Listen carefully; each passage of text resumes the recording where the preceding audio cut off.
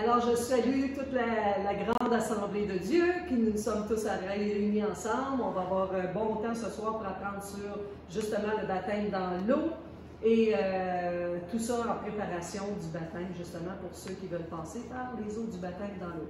Alors, Seigneur, on te remercie d'être là, présent au milieu de nous. On t'accueille grandement, Seigneur. On veut vraiment être rempli de ton esprit. Et que cette formation, Seigneur, cette information que nous allons donner ce soir puisse vraiment toucher le cœur des prochains baptisés.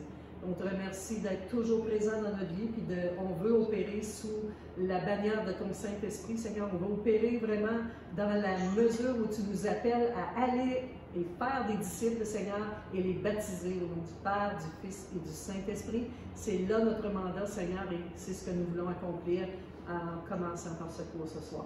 Amen. Amen. Alors, évidemment qu'on n'est pas très nombreux, en fait, c'est un peu à la blague, tantôt j'ai dit qu'on était très nombreux, mais je vais quand même être là devant vous pour vous poser certaines questions. D'abord, pourquoi passer par les eaux du baptême, puisque plusieurs disent, ben moi j'ai déjà été baptisé, pourquoi est-ce que je recommencerais ça? Fait que c'est les questions qu'on va vous poser souvent, ou que vous allez vous poser vous-même souvent aussi. Fait que pourquoi est-ce qu'on fait ça si on a déjà été baptisé? On va voir ça tranquillement.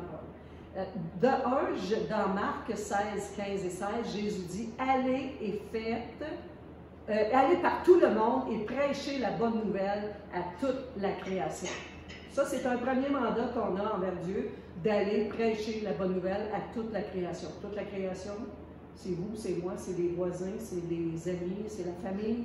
Souvent, ça commence là. Ensuite, il dit ceci, ce qui est intéressant, « Celui qui croira et qui sera baptisé sera sauvé, mais celui qui ne croira pas sera condamné. » Et ici, j'apporte ce verset-là parce que, justement, plusieurs personnes m'ont dit « Ben oui, mais regarde, il faut être baptisé pour être sauvé. » Mais regardez bien, il faut bien être au courant et attentif aux paroles qui sont dites. Jésus dit, celui qui croira et qui sera baptisé sera sauvé, mais celui qui ne croira pas sera condamné.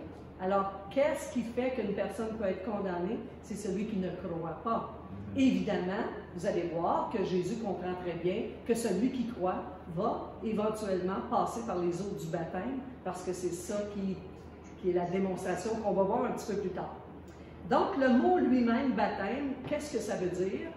Dans le mot grec, la signification, c'est le mot immersion. Donc, ce n'est pas des gouttes sur la tête, ce n'est pas un arrosage de pluie qui descend sur nous, c'est vraiment une immersion dans l'eau. Le mot lui-même, baptême, veut dire immersion. Et plusieurs d'entre vous, vous avez entendu ça dans nos cours lorsqu'on a enseigné sur le baptême dans l'eau. Maintenant, est-ce que vous croyez que le baptême, ça existe seulement depuis que Jésus a institué un baptême? Pas du tout. Il y avait plusieurs sortes de baptêmes qui existaient déjà dans les temps antiques et dans plusieurs religions du monde. Et la plupart du temps, c'est des baptêmes qui concernent la purification. Ils se purifiaient avant de servir dans leur dogme religieux. Ils avaient vraiment beaucoup. D'ailleurs, même en Israël, avant que Jésus ne vienne, il y avait déjà des gens qui se faisaient baptiser. Et c'était pour la purification. Et même les Juifs se faisaient des baptêmes dans l'eau, dans le sens qu'ils se purifiaient avant d'aller servir au temple. Fait que ça, c'était une immersion dans l'eau aussi, mais pas dans le sens du baptême que nous allons décrire ici ce soir. Ensuite est arrivé le baptême de Jean. Vous savez que Jean le Baptiste, ben, c'est ça qu'il faisait. Il baptisait. Le baptême de repentance et en préparation de l'arrivée du royaume de Dieu. Fait que lui, c'était ça son mandat. Il préparait les gens au royaume de Dieu. Parce que ça nous dit dans Luc qu'à un moment donné, que les gens étaient fébriles, qu'ils recherchaient vraiment ils attendaient, comme nous le sommes aujourd'hui pour le retour de Jésus. Eux, ils étaient fébriles pour l'arrivée du Messie qui devait venir. C'est pas tout le monde qui était fébrile comme ça, mais plusieurs étaient fébriles et ils s'attendaient à ce que le Messie arrive dans leur génération. Vous savez qu'il y a eu 400 ans de silence de Dieu presque avant que Jésus n'arrive sur la scène. Fait que après le livre de Malachie, là, il y a plus grande intervention de Dieu qui se produisait, mais pourtant les croyants, les persévérants, croyaient toujours et attendaient le Messie. Ils s'attendaient à ce que ça arrive. Ils sentaient qu'il y avait quelque chose dans l'air. Et là, évidemment que Jean en est un des signes, parce que Jean était la voix de celui qui criait dans le désert.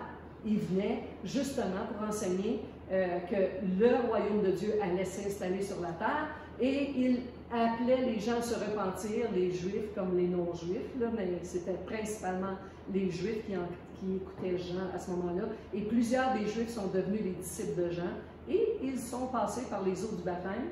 Et d'ailleurs, vous allez comprendre aussi que plus tard, Jésus, lorsqu'il apparaît sur la scène, quand Jean va l'identifier, va dire, voici l'agneau de Dieu qui enlève le péché du monde, qui ôte le péché du monde.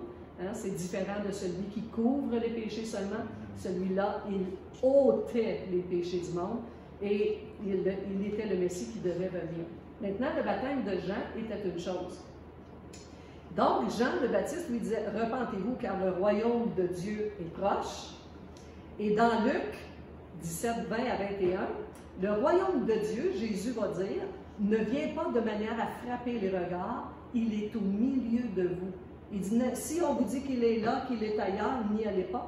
Il dit, je vous le dis, le royaume de Dieu est au milieu de vous, et après ça, il va dire, vous ne le voyez même pas. Qu'est-ce que c'était que le royaume de Dieu?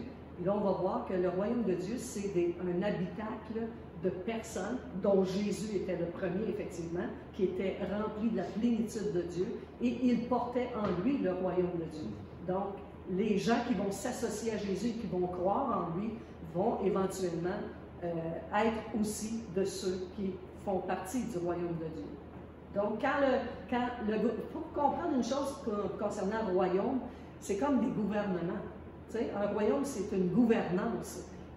Ça prend un roi pour un royaume, ça prend un premier ministre pour un gouvernement, mais dans le cas présent, le royaume ici, c'est le royaume de Dieu, et Jésus en est le roi de ce royaume-là.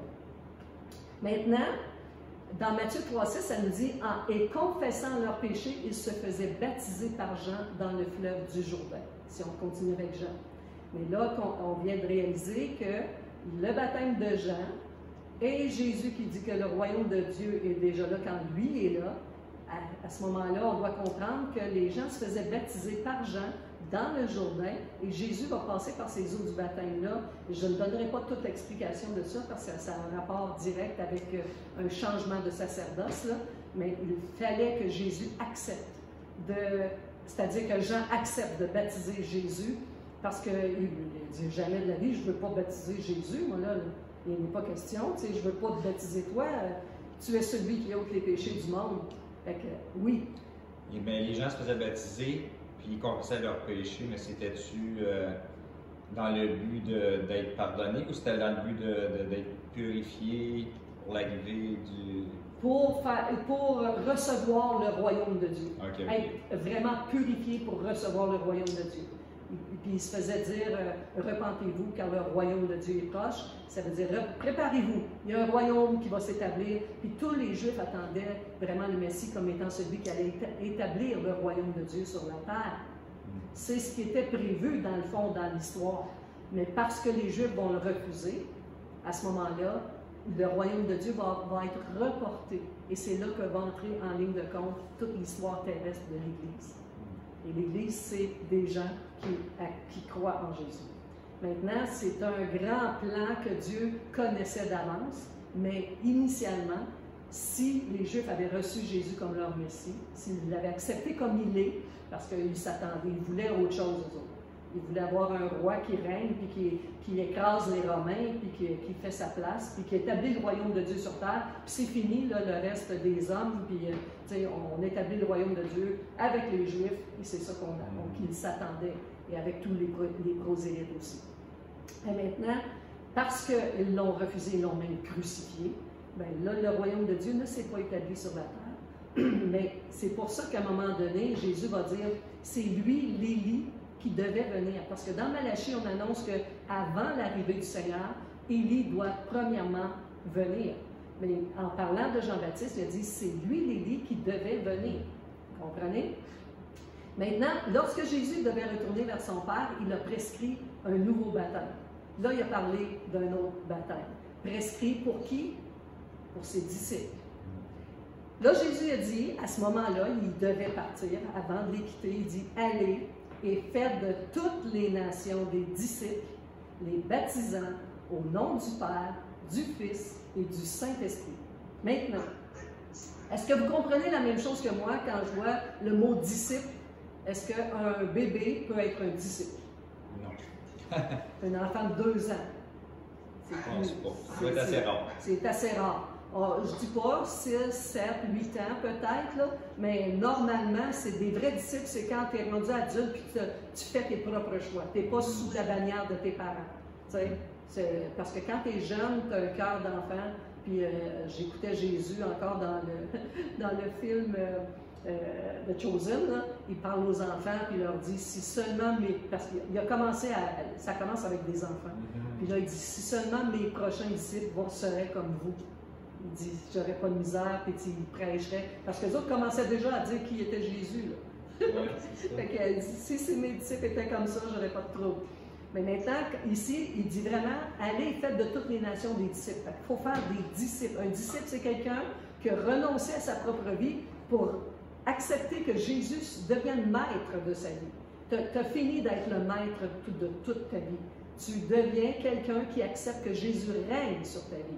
Et là, à ce moment-là, tu es un disciple. Et quand tu es un vrai disciple qui a cru que Jésus, on va voir l'importance de la foi, comment elle est placée, là, et quand on est vraiment un disciple, là, il dit, une fois qu'ils sont des disciples, baptisez-les au nom du Père, du Fils et du Saint-Esprit, parce qu'il faut qu'ils comprennent que dans l'ensemble, Dieu est un ensemble de 3 personnes complètement, c'est une entité complète de la présence de Dieu. Et quand on est disciple de Jésus-Christ, on est autant en relation avec le Père, avec le Fils et avec le Saint-Esprit, quoique c'est Jésus qui va subir vraiment la punition à notre place, mais c'est quand même le Père. Moi, je vous garantis que si votre fils se faisait tuer, massacrer, puis mettre à une croix oui, ton fils souffre, mais qu'est-ce que ça fait à toi quand ton fils souffre? C'est horrible. C'est même... Parfois, on a plus de difficultés à accepter que nos enfants souffrent que nous-mêmes. On ne voudrait pas qu'eux passent par là.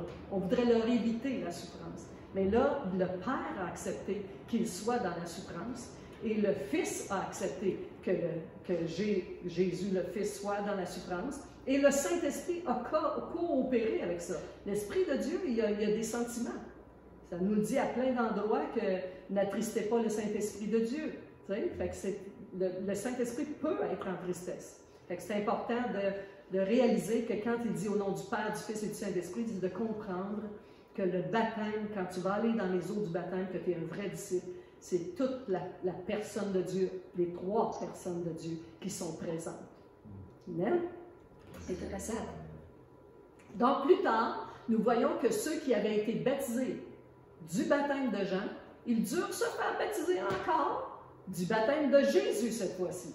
Parce que vous allez, si vous lisez Acte 19, là, à partir du 1er au 6e chapitre, 6e verset, pardon, il y a vraiment Paul dit de quel baptême avez-vous donc été baptisé? Ben, du baptême de Jean.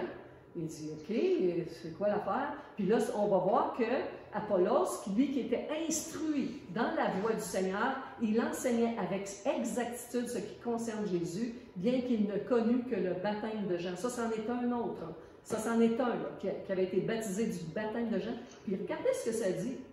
Apollos, là, il était quand même instruit dans la voie du Seigneur et enseignait avec exactitude ce qui concerne Jésus, bien qu'il ne connût que le baptême de Jean. Et là, sur ce, vous allez voir, il va se faire baptiser ensuite. Mais ça, c'est intéressant de comprendre ça, parce que tu peux être quelqu'un versé dans les Écritures, parce que c'était un homme qui était rempli de connaissances bibliques, qui savait que Jésus devait venir. Il a cru à ce que à ce que Jésus était le Messie. Il a cru ça, mais il n'a pas compris qu'est-ce que c'était que la mort sur la croix et la résurrection de Jésus. Parce qu'il enseignait avec exactitude tout ce qui correspond aux prophéties bibliques qui annonçaient que Jésus était le Messie. Mais ça, il était capable de l'expliquer. Mais lui, il s'était fait baptiser par Jean pour préparer l'arrivée de Jésus, puis il a cru ça. Mais ce n'était pas suffisant.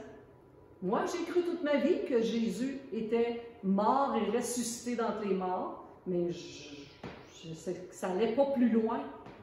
J'avais une connaissance intellectuelle des choses qui avaient existé, puis j'y croyais en même. Je n'étais pas une incrédule face à la personne de Jésus. Au contraire, j'ai toujours cru que c'était véritable, toute l'histoire et tout ça. Mais aucune connaissance, et mon baptême que j'avais reçu à ma naissance me suffisait. C'était suffisant pour moi, je n'avais pas connu autre chose. Mais là, on voit que ici, Apollos est cet homme-là qui a une exactitude concernant les prophéties bibliques pour comprendre que Jésus est le Messie, mais là, il n'a pas compris encore que le royaume était une autre étape et que la mort et la résurrection de Jésus allaient vraiment ôter le péché du monde. Il n'était pas seulement le Messie attendu, il pouvait être son sauveur personnel et aller dans sa présence. C'est tout de suite après qu'on voit que Aquilas et Priscille, ils ont entendu ça. Aquilas et Priscille le prirent avec eux, et là, ils lui ont exposé plus exactement la voix de Dieu. C'est à ce moment-là que là, ils ont vu, OK. Vous savez, des fois, on parle avec des gens, puis ils se disent chrétiens ou peu importe, parce qu'ils disent, ben, nous autres, on croit en Dieu depuis je suis au monde, depuis que je suis tout petit. Mais on voit que la foi en Dieu, c'est pas juste de croire à l'existence de Dieu, mais que c'est beaucoup plus ça. Je dirais même que croire à l'existence de Jésus, ça ne sauve personne. C'est pas ça qui sauve. T'sais? Croire que Jésus existe, là, ça ne sauve pas. On va voir un peu plus loin qu'est-ce que Jésus dit. Donc, le baptême dont nous allons parler aujourd'hui, c'est celui qui a été institué par Jésus lorsqu'il dit « Allez et faites de toutes les nations des disciples, les baptisant au nom du Père, du Fils et du Saint-Esprit. » C'est ce baptême-là dont on va parler qui va devenir une immersion, la même chose, mais dans une autre atmosphère, un autre contexte, et pour vivre vraiment de manière. Si Jésus, c'est le seul sauveur, nous qui connaissons que Jésus est le seul Seigneur, seul sauveur, il n'y en a pas d'autre. Donc, le baptême qu'il institue est donc à ce jour le seul baptême valable aux yeux de Dieu. Comprenez? Si on a des baptêmes qui se font dans d'autres circonstances, sous l'effigie de d'autres foi, que ce soit bouddhiste ou peu importe tout le système des religions du monde, on ne va pas en nommer des centaines, il y en a des tonnes, mais qu'on se fasse baptiser pour ça, c'est pas le baptême de Jésus. Parce que c'est pas Jésus qui est roi et seigneur sur le cœur de ce genre de parole qui est dite ou d'enseignement qui est donné. Donc, si on fait affaire avec le vrai Jésus, on va donc aller avec le vrai baptême qui est celui que Jésus enseigne. Ce baptême il est dédié à ses disciples, suite à leur conversion, et cela de leur plein gré. Fait que c'est pas quand on force quelqu'un, dire « Oh, il fait donc baptiser », parce qu'ils ont l'impression que parce qu'il va se faire baptiser, que là, il va être sauvé, là. Mais ça ne sauve pas personne. Ça ne donne pas le salut, le baptême. Le baptême, c'est quand tu es sauvé. C'est le contraire. C'est pas de cause à effet. C'est le fait que tu es vraiment un croyant, né nouveau, enrichi de la présence de Dieu, que là, tu déclares publiquement que tu veux te faire sauver. De ton plein gré, et il n'y a pas personne qui t'a tordu un bras avec ça. C'est vraiment parce que c'est ce que tu veux, plus que tout, tu veux t'identifier à Jésus-Christ. Fait que c'est ça, la conversion doit être présente. Un individu baptisé dans une autre foi n'aurait donc pas reçu le baptême de Jésus. Si je crois que Jésus, c'est un petit Jésus dans la crèche, un petit Jésus sur la croix, puis que je crois à d'autres divinités, que je parle avec d'autres formes de divinité, que je m'adresse à mon grand-père, ma grand-mère pour des solutions dans ma vie, c'est que je n'ai pas la vraie foi. Je ne sais pas que Dieu existe parce que je demande à n'importe qui d'autre. Comprenez? Il y a des gens qui croient beaucoup plus à leur grand-père et leur grand-mère qui sont déjà partis, croyant qu'ils sont au ciel, alors que Dieu seul sait où est-ce qu'ils sont. Mais on ne sait pas si ces gens-là avaient eu un salut seulement. Mais tout le monde, c'est étrange parce qu'on dit à toutes les personnes presque que nous connaissons, on les voit à leur mort et ils s'en vont tous au ciel. Puis quand dans ma vieille religion à moi, s'ils n'étaient pas baptisés qu'à la naissance, ils s'en allaient tous dans les lignes. Ben oui. Fait que, tu sais, là, ils s'en vont tous dans les lignes, mais quand ils meurent, ils sont tous au ciel. Fait que, tu sais, il y a vraiment, l'erreur est grande parmi les humains. C'est pourquoi il faut croire à la parole de Dieu. Parce que Dieu ne fait pas d'erreur. Lui, ce qu'il a dit est déclaré, sa demeure dit est déclarée. Il n'y a rien qui change en ce qui concerne la déclaration de la parole de Dieu, ça ne changera jamais. Nos religions changent de formule, essayent d'attirer du monde par d'autres sortes de manières, vont changer la communion, les baptêmes même, ils vont faire plus de musique, en tout cas, peu importe, ils vont essayer plein d'affaires pour garder le tempo puis garder la tête hors de l'eau. Mais ce qui dirige un peuple vraiment dans l'obéissance à Christ, c'est Christ lui-même, c'est son esprit lui-même, c'est Dieu lui-même. On ne peut pas, nous, diriger des hommes puis leur dire quoi faire. Puis on peut les enseigner sur Jésus, on peut leur donner le moyen, mais quand ils croient en Jésus, ils n'ont pas besoin vraiment d'être enseignés tant que ça. Ils ont vraiment un esprit qui les engage dans la parole de Dieu. Donc, c'est important qu'ils aient la vraie foi. Un disciple de Jésus est quelqu'un qui s'est repenti de ses péchés, en particulier celui de ne pas avoir cru Jésus concernant qui il est. OK, je répète ça. Le disciple de Jésus, c'est quelqu'un qui s'est repenti de ses péchés, puis surtout de ce péché-là, de ne pas avoir cru Jésus concernant qui il est. Parce que beaucoup de monde disent qu'ils croient en Jésus, ils ont fait la petite catéchèse, tout ça, les belles histoires. On aime Jésus, mais il ne faut pas qu'il soit sévère, il ne faut pas qu'il dise rien de travers, parce qu'on l'a connu comme un bon petit Jésus. Mais lui, il va dire quelque chose d'important. Regardez bien dans Jean 8, 24, et c'est Jésus lui-même qui va dire ceci aux gens qui l'entendent. Il dit, c'est pourquoi je vous ai dit que vous allez mourir dans vos péchés. Car si vous ne croyez pas ça ne dit pas si vous ne croyez pas en moi. Il dit, si vous ne croyez pas ce que je suis, vous mourrez dans vos péchés. Oh boy! OK? Ça veut dire quoi, ça? Parce que là, Jésus n'est pas juste en train de dire « Croyez en moi, suivez-moi », et ainsi de suite. Si vous ne croyez pas ce que je suis, une des grandes raisons pour laquelle Jésus a été placé sur une croix par les gens, les Juifs eux-mêmes, le peuple de Dieu, c'est qu'ils ne croyaient pas qui il était. OK? Quand Jésus a commencé à dire en fait, il y a quelques endroits qui nous est donné où ça dit, il se fait questionner même par Pilate, puis il leur dit, es-tu vraiment roi des Juifs? Il dit, je le suis. Puis ça veut dire gros chez les Juifs. Là. Okay? Quand il parle ça veut dire, es-tu Dieu? Je le suis. Wow! OK? Fait que là, ici, c'est important, il dit, car si vous ne croyez pas ce que je suis, vous mourrez dans vos péchés. Puis c'est là qu'il va dire, il dit, moi, je suis d'en haut. Il dit, vous êtes d'en bas. Il dit, moi, je ne suis pas de ce monde.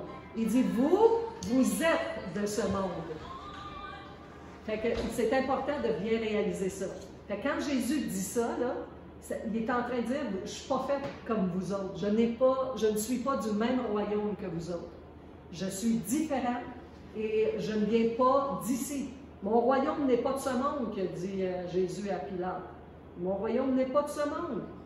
Il dit, es-tu roi? Il dit, oui, je le suis.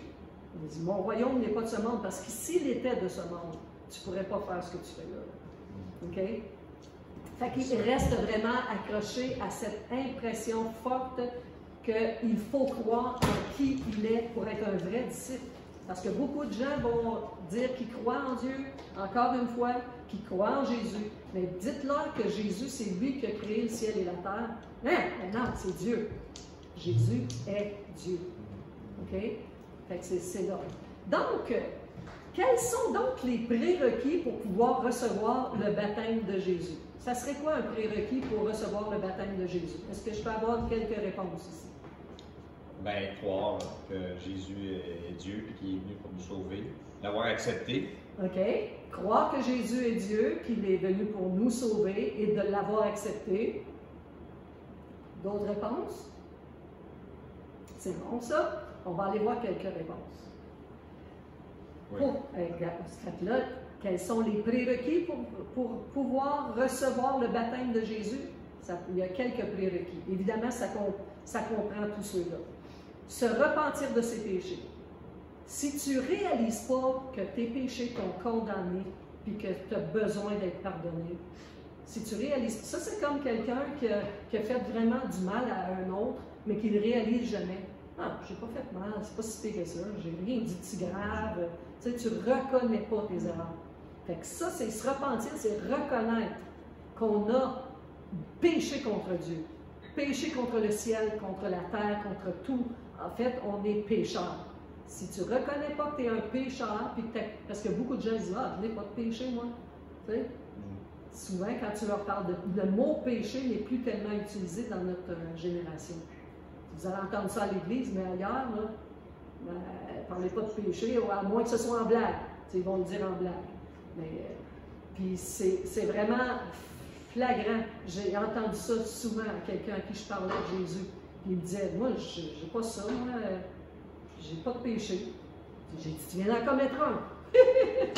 Fait que croire que seul Jésus a payé la dette de nos péchés. Fait qu'il faut croire que Jésus seul a payé la dette de nos péchés. Ça veut dire quoi? Qu'il n'y en a pas d'autre. Je ne peux pas croire que, même si ma grand-mère m'aimait beaucoup, elle m'accuse de rien, mais Dieu nous aime encore plus, donc il nous accuse de rien. Non. Il faut croire que seul Jésus a payé la dette de nos péchés. Dieu ne nous accusera pas si on est en Jésus-Christ. Mais si on a gardé notre foi en dehors de Jésus-Christ, malheureusement, Jésus a payé la dette pour tous ceux qui allaient aller chercher cette gratification-là, gratuite d'ailleurs. Et un autre important prérequis, c'est de croire qui il est. Il faut savoir que Jésus est Dieu. D'accord? Fait qu'il faut vraiment comprendre ça, on l'a vu un petit peu précédemment. Donc, on peut croire tout ça, puis pas se convertir. Comment ça? Comment est-ce qu'on peut arriver à croire tout ça, puis pas se convertir? Avez-vous Ben, tu peux... Ouais. Tu peux le croire, puis sentir que... Oui, OK, oui, j'ai fait des péchés, puis OK... OK, Jésus a... c'est Dieu, puis il est ici pour payer la dette. Mais moi, je suis bien trop loin, je suis un trop gros pécheur, puis il ne peut pas accepter ce que j'ai fait. Bon, ça a une très bonne consonance, ça a très bonne... oui, ça pourrait être ça, effectivement. Puis ça pourrait être aussi quelqu'un qui... Parce que, comprenez une chose, on peut être même sous la conviction que tout ça c'est vrai, qu'il faut se repentir de ses péchés, qu'il faut croire que seul Jésus a payé la dette de nos péchés, croire qui il est, mais pas vouloir s'engager. Donc, il n'y a pas de conversion. Tu peux être sous la conviction, mais tu n'es pas en état de conversion. Conversion, c'est que tu fais vraiment un 180 degrés, tu retournes de bord, tu ne t'associes plus avec ce qui est mensonge, mais tu arrives à vraiment une conversion, un changement de vie, un changement de cœur, un changement de... Puis là, une fois que tu te convertis, là, il arrive des phénomènes grandioses. Donc là, j'ai tout perdu. Attendez un petit peu, je me remets ici. OK. Fait que là, une fois qu'on s'est converti, on devient son disciple. Fait que, il faut évidemment être son disciple pour passer par les autres du baptême. Ça c'est clair jusque-là? Oui. On continue. Donc, qui doit être présent au baptême dans l'eau? Qui faut qu'il soit là? Qui doit être là? Le baptêmeur. Le baptêmeur, oui. Le baptiseur? Le baptisé, Okay. le baptiseur. Le baptisé, le baptiseur. Et La Trinité. On a d'autres petites voix qui sortent ici d'un système, là. Ah, ouais, c'est ça. Fait qu'on nous dit aussi l'Esprit Saint. Alors, on voit qui doit être présent au baptême dans l'eau. Est-ce que vous connaissez l'histoire de l'eunuque, ministre de la reine de Candace? Tout le monde connaît ça dans Acte 8? Vous l'avez déjà entendu? Non? Oui? Non? Je raconte rapidement. C'est un gars c'est un prosélyte, c'est un gars qui étudie les Écritures, mais il est venu à Jérusalem pour adorer. C'est la période pour ça. Il est un eunuque, ministre de la reine d'Éthiopie, donc il est en voyage. Quand il retourne, il est en train de lire le livre d'Ésaïe. Puis là, il lit le livre. Puis là, il se pose des questions. Parce qu'il lit exactement Ésaïe 53:7. Ça dit, il a été mené comme une brebis à la boucherie et comme un agneau muet devant celui qui le tombe. Il n'a point ouvert la bouche. Mais là, il se demande, c'est quoi ça? Et entre-temps, Dieu planifie de prendre Philippe puis de l'amener sur place, de lui dire, va, il y a un char là, qui passe, va par là ce gars-là. Fait que lui, le char s'arrête, il est en train de lire ça. Philippe, qui est rempli du Saint-Esprit, qui est un véritable disciple de Jésus, vous ne pouvez pas avoir quelqu'un qui n'est pas disciple de Jésus parler de Jésus. Là. Ça ne marchera pas. Je veux dire, il ne connaît pas ça. Il ne sait pas c'est quoi la nouvelle naissance, il ne sait pas vraiment qui est Jésus. Fait que ça prend quelqu'un qui est vraiment qui est devenu un disciple, qui s'est véritablement converti, qui va aller lui parler vraiment des Écritures. Alors, tu as un disciple ici qui s'appelle Philippe, qui se ramasse à côté du char de l'eunuque, puis il dit, il est en train de lire ça, puis là, l'eunuque demande à Philippe de qui parle le prophète? Est-ce de lui-même ou de quelqu'un d'autre? Oh, ça c'est une belle question dans ce contexte-là. Hein? Il est en train de lire les Écritures, seulement de qui parle le prophète? De lui-même? Donc c'est Ésaïe. Parles-tu de lui-même? C'est lui qui va être tondu comme un mouton qu'on apporte à la boucherie et qui dira pas un mot? Hein? C'est-tu lui? Ou c'est quelqu'un d'autre? Hey, là, Philippe, écoute, il y a une porte ouverte grande de même. Sur ces paroles, ouvrant la bouche et se servant de ce passage, il annonça la bonne nouvelle de Jésus. Il a dit, la brebis qui a été placée à la boucherie, c'est Jésus-Christ. T'as entendu parler, là, de ce qui vient de se passer à Jérusalem? Qu'on a crucifié Jésus, qu'on l'a amené vraiment, on l'a massacré, on l'a amené pratiquement à l'abattoir. Il n'a pas chialé là-dessus. Il aurait pu arrêter. Il a dit à Pierre, si je voulais, Pierre, je ferais descendre une légion d'anges qui viendraient me défendre. Mais il dit, c'est pas la raison pour laquelle je suis venu. Il faut que je passe par là. Alors, il se laisse amener à la croix. Il se laisse conduire. Il avait le pouvoir de tout arrêter, Jésus. Il y avait tellement de maîtrise de lui-même, parce qu'il était puissant, Jésus. C'est Dieu. Okay? Il avait le pouvoir de tout demander, puis tout lui serait accordé. C'est fort. Parce que dans notre orgueil humain, nous autres, on n'est pas capable de faire ça. Ah, ben, tu m'en passes un pain papier, toi, penses-tu que tu vas m'amener à la croix, tu sais? Non, on l'aurait arrêté, puis de se faire, mettre la couronne d'épines, se faire arracher la barbe, se faire vraiment fouetter à perdre. Ça dit qu'il n'avait même plus l'air d'un homme sur la croix. Là, nous, on a des beaux films qui montrent un homme qu'on voit très bien, puis qu'il a le visage un peu abîmé, puis le dos, là. Mais sinon, c'est pas ça que ça a l'air. Ça n'a même plus l'air d'un homme, tellement qu'il est déchiré. Ça a dû être une vision terrible de ceux qui aimaient Jésus comme sa mère et ses disciples là, qui le voyaient. Ça a dû être une image terrible à regarder. Même eux acceptaient, parce que même Marie avait tout gardé dans son cœur et elle savait que Jésus devait aller par là. Et Jésus acceptait ça, acceptait le rôle jusqu'au bout. Il a eu peur de ça, parce qu'il savait comment ça allait se produire.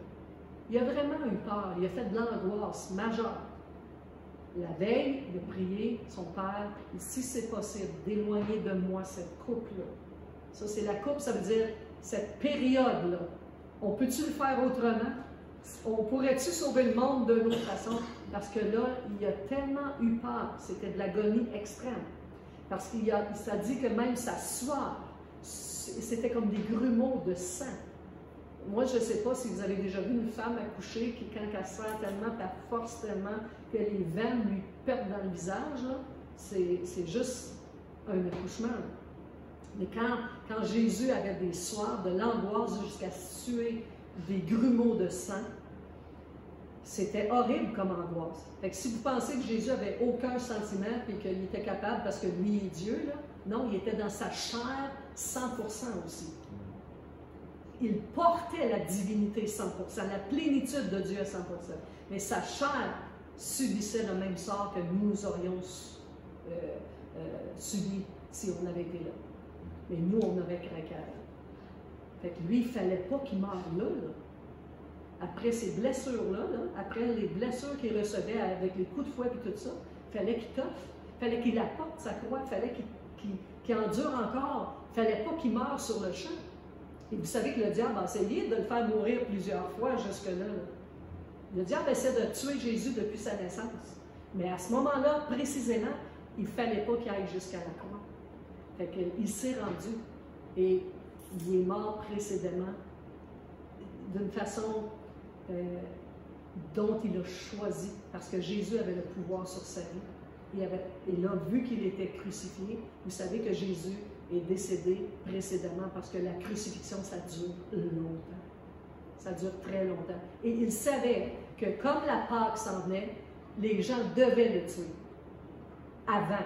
Les bourreaux là, venaient casser les jambes des crucifiés pour qu'ils s'écrasent et qu'ils s'étouffent. Parce qu'eux autres étaient supportés aux mains, aux pieds, évidemment, aux pieds, et ils étaient supportés sur une petite planche, si vous voulez, un petit bout de bois, pour qu'ils ne s'écrasent pas. Parce que les gens, habituellement, tu ne veux pas mourir, mais là, si tu te relâches, ça écrase ton thorax et tu en meurs. Donc, Jésus savait qu'il ne devait pas avoir aucun de ses os qui ne devait être brisé, parce que c'était une prophétie qu'aucun de ses os ne serait brisé. Puis c'est ça qu'ils font, les bourreaux viennent leur casser les jambes, parce que là, il fallait qu'ils meurent avant la préparation de la Pâque. Fait que là, il est décédé précédemment, et là, c'est pour ça qu'un des centeniers va lui percer le côté pour voir s'il est vraiment étouffé dans son sang et dans son eau, parce que ses poumons étaient remplis de sang et d'eau, effectivement. Et là, il a constaté, c'était pour ça qu'il voulait constater s'il était vraiment mort, parce qu'il avait l'air mort. Mais c'est Jésus lui-même qui a dit, voici, tout est accompli. Père, je te remets mon esprit. Et qu'il a dit, tétélestai, tout est accompli. Il a accompli tout ce qu'il devait faire pendant qu'il était là, sur la terre. Quel prince de paix nous avons, quel prince victorieux nous connaissons. Et c'est une riche. Alors, quand Philippe il va ouvrir la bouche, il va raconter ça. Il va dire à cet eunuque, il dit, écoute, ce que tu viens de lire, là, ça c'est Jésus qui avait été prophétisé. Ce Jésus-là en qui tu dois placer toute ta confiance. Et si tu crois en lui, tu pourrais te faire baptiser. Ah ouais? L'eunuque croit ça, là. Il n'est pas incrédule, pas de miette. Il entend la parole, il veut recevoir cette parole, et lorsqu'il entend Philippe lui raconter toute cette histoire de Jésus, il lui dit, mais qu'est-ce qui empêche que moi je sois baptisé? Pourquoi je ne pourrais pas? Parce que ce n'est pas un véritable juif, c'est un juif, c'est un prosélyte, c'est un gars qui accepte de se convertir au judaïsme. Il s'était converti au judaïsme, si vous voulez. Il étudie les Écritures, il croit en ça, pas de problème. Mais il ne comprend pas les Écritures, vous comprenez bien. Parce que c'est la nouvelle naissance. qui donne accès à la compréhension des Écritures. Fait que là, il dit, qu'est-ce qui empêche que moi je sois baptisé?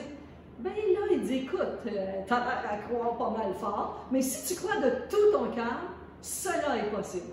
Et évidemment que Philippe va lui exposer clairement qui est Jésus.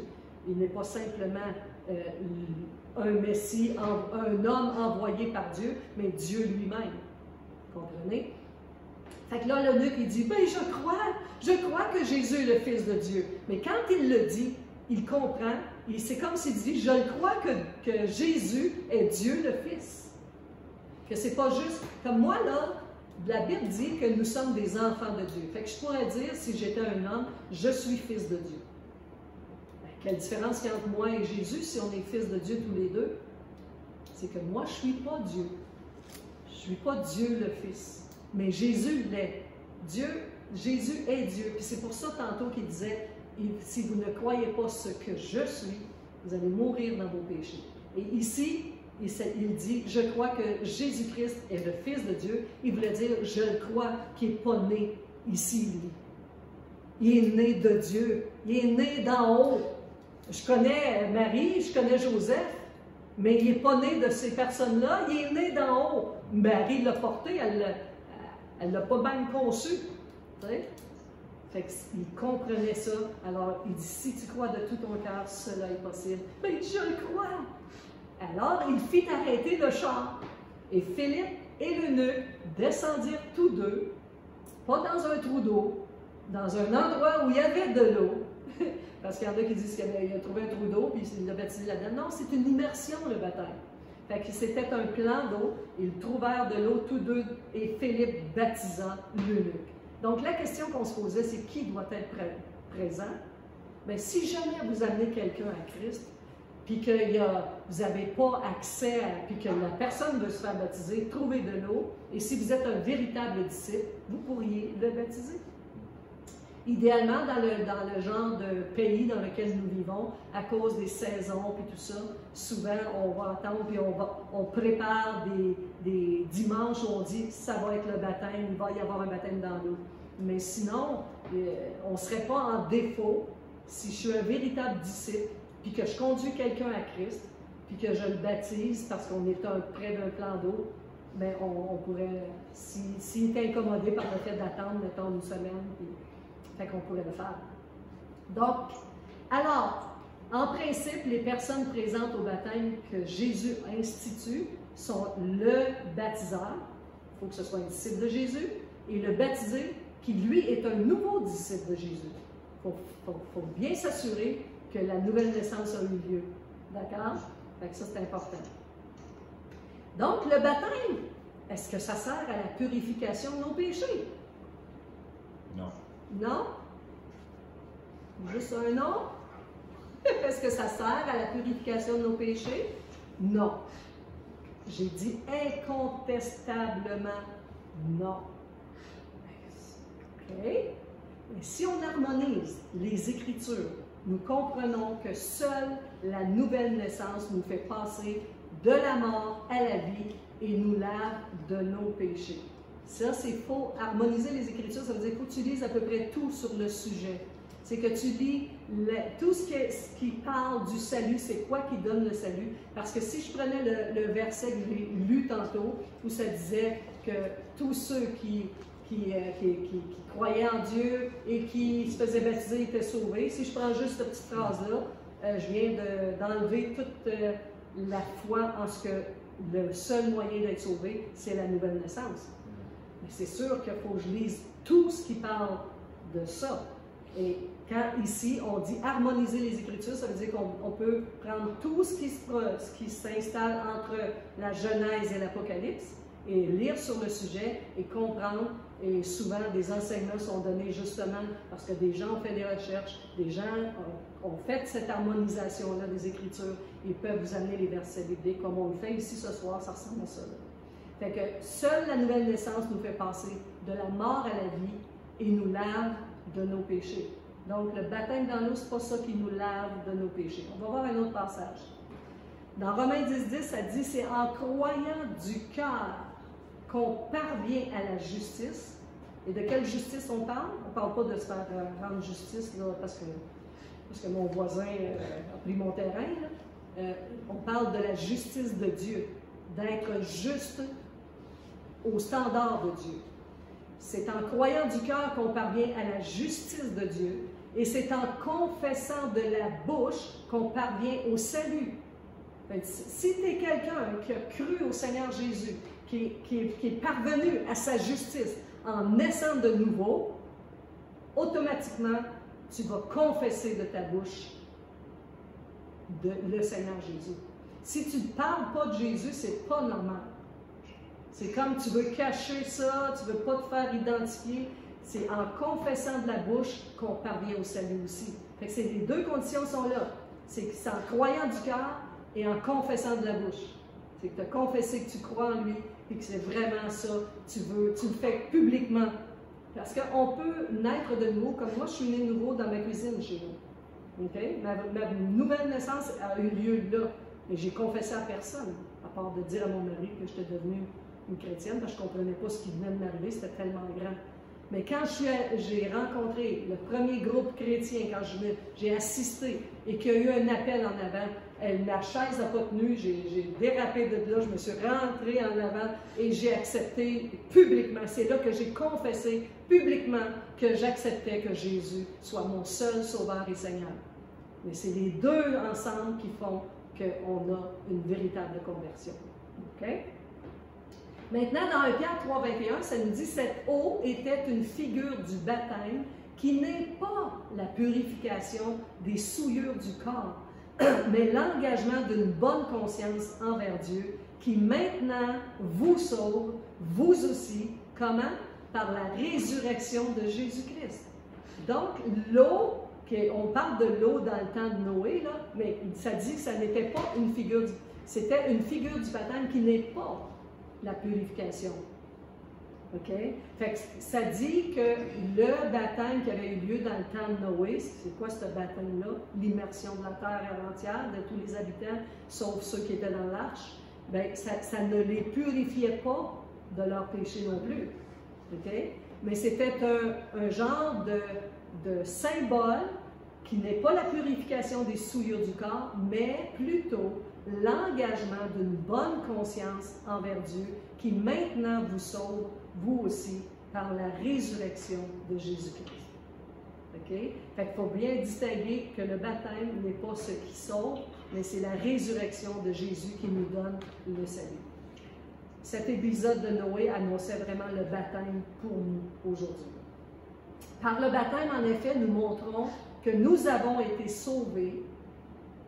Okay? Le baptême, c'est nous qui montrons que nous avons été sauvés de la mort et de la condamnation par la résurrection du Christ. On répète ça parce que c'est important.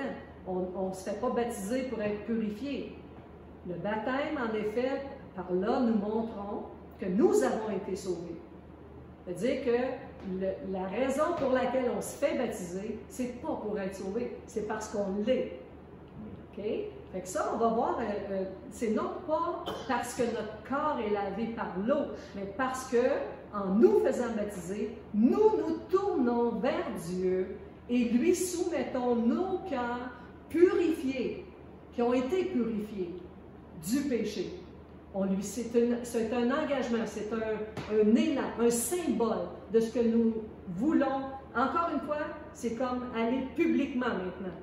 Je l'ai fait, j'ai reçu Christ tout seul et j'ai été sauvé par lui. Maintenant, je vais faire une démonstration, confesser publiquement par une démonstration physique que je lui appartiens et que je vais passer par les autres.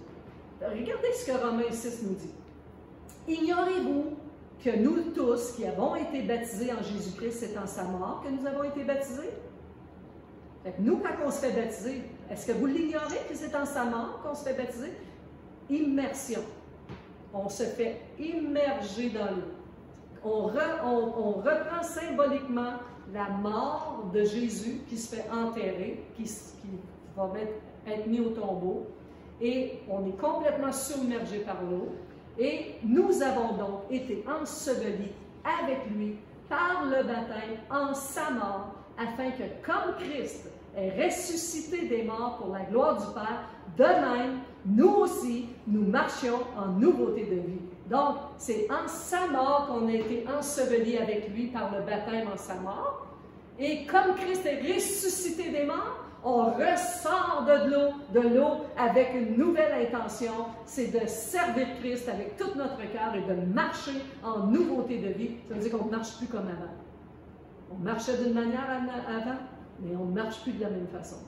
On n'est plus obligé d'être sous l'esclavage du péché. On en est libre, Jésus nous l'a ôté et on est libre on a la capacité de ne pas pécher autant. Et ça, là, c'est pour ça que ça dit de mettre en pratique la justice de Dieu plutôt que de pratiquer le péché. Fait qu'on a le pouvoir et la force et le surnaturel de Dieu et l'appui du Saint-Esprit pour ne plus pécher comme avant. Puis ça, si vous le faites, vous allez voir que vous l'avez, cette force-là. Si vous dites, non, je ne peux pas le faire, je ne peux pas le faire. Si vous dites, Seigneur, c'est ça que tu demandes, c'est ça que je vais faire, je me retire. Si j'étais un voleur, je ne vole plus. Si j'étais un blasphémateur, je ne blasphème plus, et ainsi de suite. Donc, en Colossiens 2,12, regardez encore, c'est tous des versets à la pige, là. Vous allez voir que ça ne vient pas du même endroit. En Colossiens 2,12, ça dit « Ayant été ensevelis avec lui par le baptême, vous êtes aussi ressuscités en lui et avec lui par la foi en la puissance de Dieu qui l'a ressuscité des morts. » C'est fort. Hein? Regardez ça encore. On a été ensevelis avec lui par le baptême. Donc, on a été ensevelis. Vraiment immergés. Et vous êtes aussi ressuscités avec lui par la foi en la puissance de Dieu. C'est la foi en la puissance de Dieu pour agir correctement, là, qui l'a ressuscité des morts. On a la même foi que Jésus a été ressuscité des morts, mais nous aussi, on a la foi qu'un jour, on va ressusciter avec lui. Mais plus que ça, on a la foi en la puissance de Dieu qui nous a ôté le péché. Fait que si vous avez maintenant, c'est plus le même effort, c'est une obéissance que vous devez accepter. Si on accepte l'obéissance, c'est plus un effort, c'est Dieu qui va rencontrer avec sa puissance votre capacité de ne pas pécher dans le même domaine. Ça, c'est très fort. Donc, une autre preuve que le baptême ne nous sauve pas, c'est quoi donc? Le malfaiteur qui a été crucifié avec Jésus. Hein? Il a été cloué sur la croix, les deux, nous autres on avait l'habitude de dire les deux larrons, là. Mais les deux malfaiteurs qui étaient cloués sur la croix, chaque côté de Jésus, les deux avaient vraiment commis des crimes majeurs. Pour être crucifié, il fallait être un meurtrier. Jésus il est là. Il n'est pas meurtrier. Il fallait être vraiment des gens qui faisaient beaucoup de mal. Jésus n'en avait pas fait. Il était là au milieu d'eux. Et là, tu as un de ceux-là qui blasphème, puis qui fait des jurons, et dit « Non, qu'est-ce que tu fais là, toi, qui te dis être le Messie? » Hein? Il dit « Descends de ta croix, sauve-toi, puis sauve-nous, nous aussi, on est pris là. » Tu sais, fais quelque chose si tu dis que qui tu es, là. L'autre, lui, il a dû avoir, pour dire une chose pareille, je suis convaincu que ce gars-là, à chaque fois qu'il commettait des crimes, quelque chose, qu'il voyait Jésus passer, il a dû écouter ses enseignements quelque part. Parce qu'il dit, Jésus, là où tu t'en vas, est-ce que je peux y aller aussi? Il faut qu'il comprenne de quoi, là. Tu ne dis pas ça à quelqu'un si tu ne sais pas où il s'en va. Tu sais? Il a compris quoi, là? Fait que là, Jésus s'est retourné vers lui. Il dit, wow! Il n'a pas dit wow avec sa main parce que sa main était prise, mais il dit aujourd'hui même, tu seras avec moi au paradis. Ah, ça, c'est un autre très beau, bel enseignement qu'on peut faire aussi sur c'est où ça le paradis. Ça, on en a reparlé dans nos cours là, que je donne dans la semaine, mais on va passer tout droit ici. Et pour ceux qui le savent, c'est tellement intéressant de comprendre ce que Jésus vient de dire là. Il dit, aujourd'hui même, tu seras avec moi au paradis. Donc, ce gars-là, il est sauvé? Oui. Il a-tu été baptisé? Non. Mais non. Fait qu'est-ce que le baptême sauve? Non. Mais non. C'est quoi? Il a cru du cœur et il a confessé de sa bouche. Il a dit à l'autre gars, à l'autre bout, il dit, hey, arrête! Il dit, nous, on est crucifiés pour nos crimes, on le mérite, là. Mais lui, il n'a rien fait. Il confesse déjà sa foi en lui. Puis il dit, si là où tu t'en vas, est-ce que je peux y aller moi aussi? Fait qu'il confesse de sa bouche. Fait qu'il croit de son cœur et il confesse de sa bouche. Il est à la limite de la mort et il est sauvé. Maintenant, est-ce qu'il pouvait passer par les eaux du baptême dans la condition qu'il était? Non. Hein? Mais Jésus, il va enseigner le baptême quand il va partir. Fait que là, il n'est pas parti encore. Il va mourir, il va ressusciter, il va passer 40 jours avec eux. Ça va? Luc 23, 43. Pourtant, Jésus lui dit, aujourd'hui même, tu seras avec moi au paradis. Bon. D'accord. Rachel, pourquoi tu nous enseignes tout ça? Pourquoi tu parles du baptême dans l'eau, puisque ce n'est pas obligatoire, ce n'est pas quelque chose qui te sauve? N'est-ce pas important d'être sauvé? Après ça, ben, le reste va suivre. Tu sais. Pourquoi donc alors se faire baptiser si cela n'a aucune conséquence sur notre salut? Est-ce que quelqu'un peut me dire pourquoi on se ferait baptiser alors? Parce que Jésus l'a demandé. Il l'a pas demandé, il l'a demandé, voilà. Ah, il l'a demandé, puis c'est quasiment un ordre. Ouais. Parce qu'il dit, allez et faites de toutes les nations des disciples. Là, on n'oublie pas c'est quoi les disciples. Les baptisants au nom du Père, du Fils et du Saint-Esprit. Il faut qu'il y ait une conversion et un engagement de la conversion. OK? Parce que ça devient la preuve de votre engagement à le suivre. Puis là, à suivre Jésus. Puis là, je donne un exemple avec le mariage. Combien d'entre vous connaissez plein de monde qui se mettent en couple, mais qui ne veulent vraiment pas s'engager dans le mariage? C'est plein. Puis pourquoi? Ils s'aiment. Hey, on fait 10 ans qu'on est ensemble, nous autres. On n'a pas besoin. On est déjà mariés. On est déjà... Le mariage a eu lieu. On est encore ensemble. Pourquoi vous ne vous mariez pas? Vous avez peur de l'engagement? Mais honnêtement, les gens qui ne s'engagent pas, ils ont peur du divorce. Ils ont peur que ça va coûter trop cher de divorcer, puis ça va être plein de troubles. Fait qu'ils pensent déjà au fait que c'est possible qu'ils divorcent. Fait que l'engagement d'une vie entière n'est pas là. C'est ça l'affaire. Fait qu'ici, pourquoi est-ce qu'on se ferait baptiser? Bien, parce que ça devient la preuve de votre engagement envers Jésus. Parce qu'une fois qu'on est sauvé, on a le salut, mais on va se faire baptiser pour annoncer publiquement notre engagement d'un changement de vie. On se met à découvert.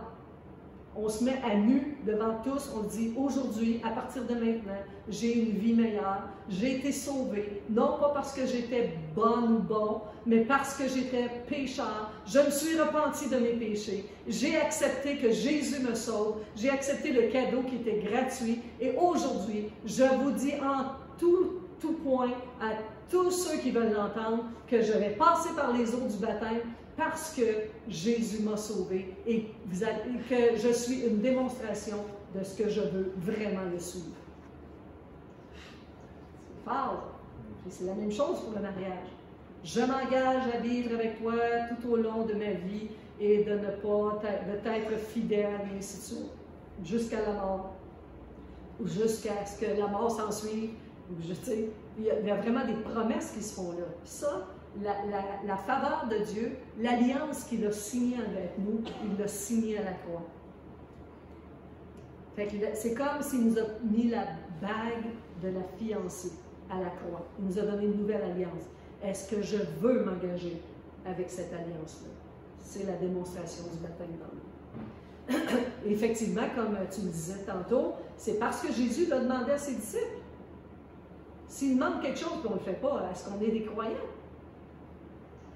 Je ne dis pas qu'on ne défaille pas de temps en temps, mais normalement, là, écoute, s'il demande quelque chose, c'est par obéissance et en abandon à notre Sauveur et Seigneur Jésus-Christ. C'est vraiment par obéissance. On le sait que c'est ça, passer par les eaux du baptême. Alors, qu'est-ce qui provoquerait le refus pour un chrétien de passer par le baptême de Jésus? Avez-vous une petite réponse à ça? Qu'est-ce qui pourrait provoquer pour un chrétien de refuser de passer par les eaux du baptême? Qu'est-ce qui pourrait faire ça? Peur de l'eau. Peur de l'eau? OK. Oui. Je n'avais jamais vu ça avant, je l'ai vu l'année dernière. J'ai rencontré des gens qui c'était vraiment la peur de se faire immerser dans l'eau. Oui, ça leur a pris des années avant de passer au travers de cela. Exactement. Il y en a que ça peut être la peur de l'eau, je n'avais pas pensé à ça, mais c'est vrai. Ben, la peur de ce que les gens vont penser. La peur de ce que le monde va dire. Hein? La peur de changer sa personne. La peur de s'engager. Exactement. Fait qu'on va regarder, c'est très très bon, j'apprécie beaucoup vos réponses. Il y a peut-être deux facteurs. Un, il n'est peut-être pas converti tant que ça. Ça pourrait être une possibilité. Là, j'ai dit un chrétien. Normalement, un vrai chrétien, c'est un disciple et ça ne devrait pas être là. Mais si ce n'était pas le cas, si la nouvelle naissance n'a pas eu lieu, il ne veut pas faire ça. Ou il y en a qui le font pour que les autres pensent qu'il est chrétien. Ça, c'est aussi pire. Et sinon pire. Et l'autre, c'est qu'il n'est pas totalement décidé de suivre Jésus. Il ne veut pas s'engager.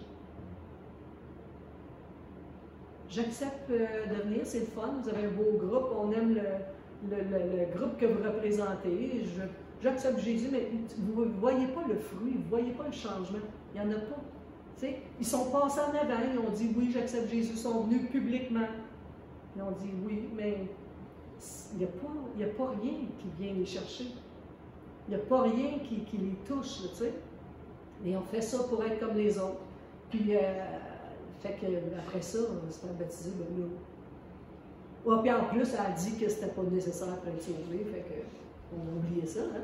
Fait que ça pourrait être des raisons. Maintenant, là, je vous demande, est-ce qu'il y en a parmi vous qui aimeraient être baptisés dans l'eau, mais par le baptême de Jésus? À main levée, est-ce qu'il y en a ici qui aimeraient se faire baptiser dans l'eau? Ouais! On a quelques-uns! Mais, OK.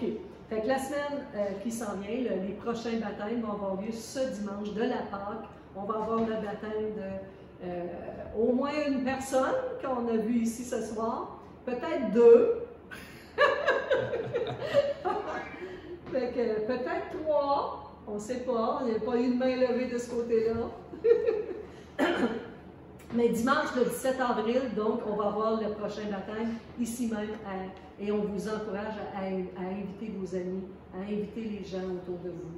Dites-leur, écoute, c'est important pour moi. Je ne peux pas te mettre en dehors de ça. Et vous ne savez pas ce que Dieu peut faire avec ça. C'est vraiment impressionnant le baptême dans l'eau. C'est vraiment, l'engagement est fort. Puis si vous invitez les gens, des fois, on n'insiste pas parce qu'on ne veut pas les brusquer. Mais là, tu dis, regarde, j'aimerais tellement ça que tu sois là. C'est comme si j'avais une grande célébration et que tu ne veux pas y assister. T'sais. Fait que des fois, il faut aller un petit peu plus loin, puis ça pourrait sauver ces gens-là. OK? Fait qu'on va avoir aussi à faire attention à notre tenue vestimentaire. Fait qu'il faut mettre des vêtements opaques, de préférence noirs. Fait que t-shirt noir, pantalon noir, pour pas qu'on voit de transparence et pas de grand décolleté pour les dames. Il y en a qui disent « Ok, j'ai un t-shirt noir, mais ils sont trop décolletés. » Vous pouvez placer un costume de bain si vous voulez en dessous, mais ça prend quand même un t-shirt noir, vêtements noirs, pantalon. Et évidemment, ramener des vêtements de rechange parce que vous allez être immergé dans l'eau, vous allez être mouillé. Vous allez avoir besoin de vêtements de rechange. Idéalement aussi, on vous demanderait de vous apporter des serviettes, mais au moins une serviette blanche. Parce que quand on est plusieurs à se faire baptiser, ou même avant, on aime que les gens soient en blanc, fait qu'on met une serviette blanche sur nous. Et on va vous demander de préparer peut-être une petite paroles là, de pourquoi vous voulez suivre Jésus, pourquoi vous vous faites baptiser.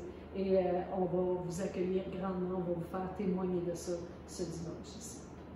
Fait que je vous remercie de votre patience et on peut simplement remercier le Seigneur pour ceux qui ont accepté de se faire baptiser. Alors Seigneur, on te remercie amplement de tout ce que tu as fait pour nous et de la grâce que tu nous accordes. Et célébrer la Pâque, Seigneur, avec des baptêmes, c'est la représentation de la résurrection. Et c'est tellement bon, Seigneur, d'être avec toi. Merci, Seigneur, de faire en sorte qu'on est submergé, non pas seulement dans l'eau, lorsqu'on vient s'immerger dans l'eau, mais on est submergé par ton Saint-Esprit lorsqu'on croit en toi. Tu nous remplis de ton esprit et on veut toujours habiter sous ta bannière, Seigneur. Amen. Amen.